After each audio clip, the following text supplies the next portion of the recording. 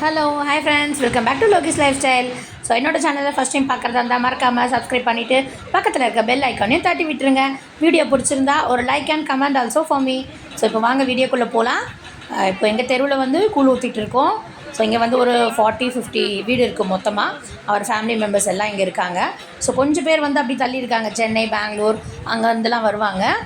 So அப்படி வேலை விஷயமா அப்படி போய் செட்டில் ஆகிட்டாங்க. பட் ஆனால் இந்த திருவிழா அப்போது கம்பல்சரி எல்லோரும் ஒரே இடத்துல வந்து இங்கே வந்து கூழ் ஊற்றுவாங்க.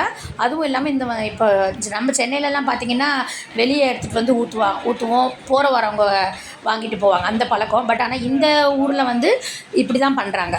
ஸோ எல்லார் வீட்டுக்கும் வந்து மொத்தமாக அந்த தெருவுன்னு ஒரு ஏரியா இருக்குது, அங்கே வச்சுட்டு இலையில வந்து பொங்கல் சாதம், கருவாட்டு குழம்பு, முருங்கீரை எல்லாம் ஒன்றா போட்டு வைப்பாங்க, பிசைஞ்சு.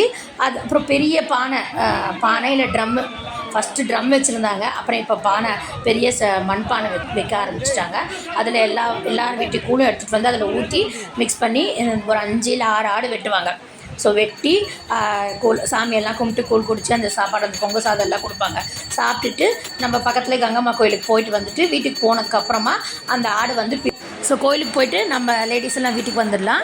அதுக்கப்புறம் ஜென்ட்ஸ் வந்து அங்கே இருப்பாங்க. அதுக்கப்புறம் தான் வந்து மட்டனை வந்து பிரிப்பாங்க.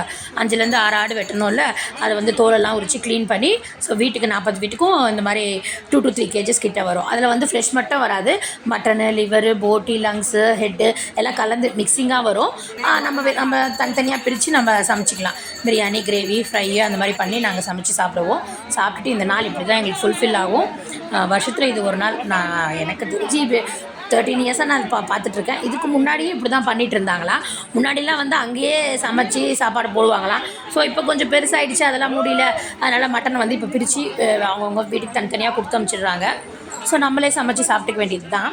இப்போ நானும் அந்த ரைஸ் வந்து ஒரு உருண்டை வாங்கி சாப்பிட்டுட்டு கூழ் வாங்கி குடிச்சிட்டு கிளம்ப வேண்டியது தான். பாய், தேங்க்யூ ஃப்ரெண்ட்ஸ்.